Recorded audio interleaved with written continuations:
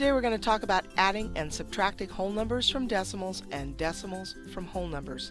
Something that confuses people a little bit, so give you a couple of tips and see if we can get you on your way. So let's look at the first thing that we need to remember. Whole numbers go to the left of the decimal. So when you're writing a whole number, it has to go on the whole number side. So let's start with this problem, 21.8, 21 and 8/10, and we're going to add 4 to that. So we want to set it up like a regular math problem.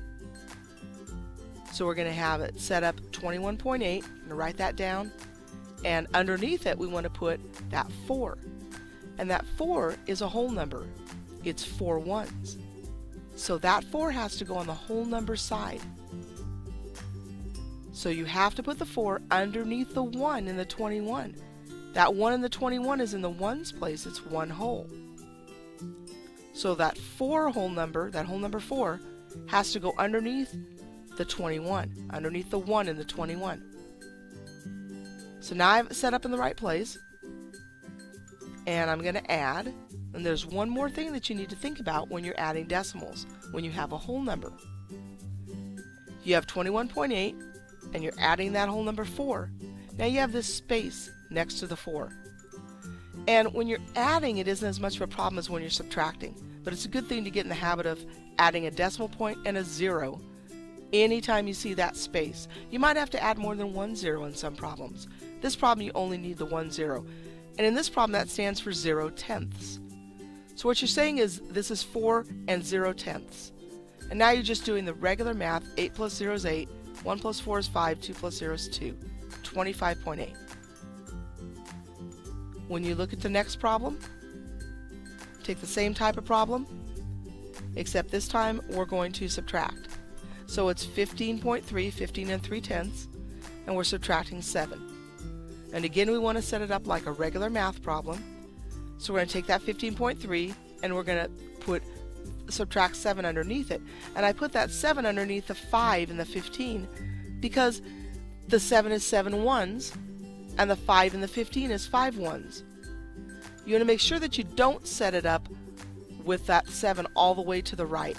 Sometimes I see people do that because that's how you would set up a regular subtraction problem.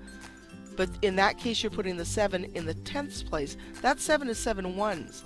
If you line it up under the 3/10, then you're putting it in the 10ths place. And that won't work to add it up. So you don't want to do it that way. We go back to our regular problem like we were doing it. The 7 is in the correct place underneath the 5 in 15. Going to add the point 0, 0/10. And now I'm just going to subtract. 3 minus 0 is 3. Bring my decimal point down. And 15 minus 7 is 8, 8.3, 8 and 3/10.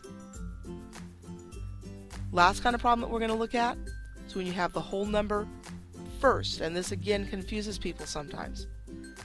So we'll take this problem, we'll have 34, and we'll subtract 3.5. So it's 34 minus 3 and 5/10.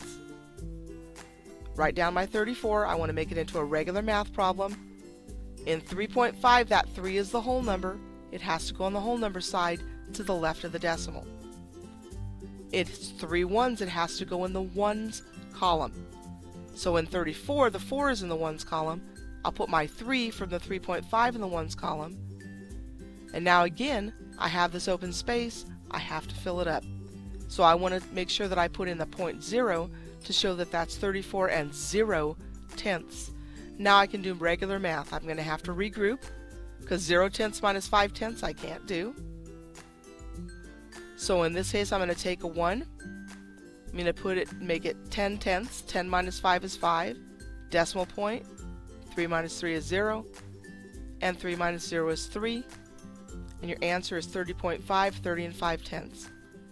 And I hope that helps you out.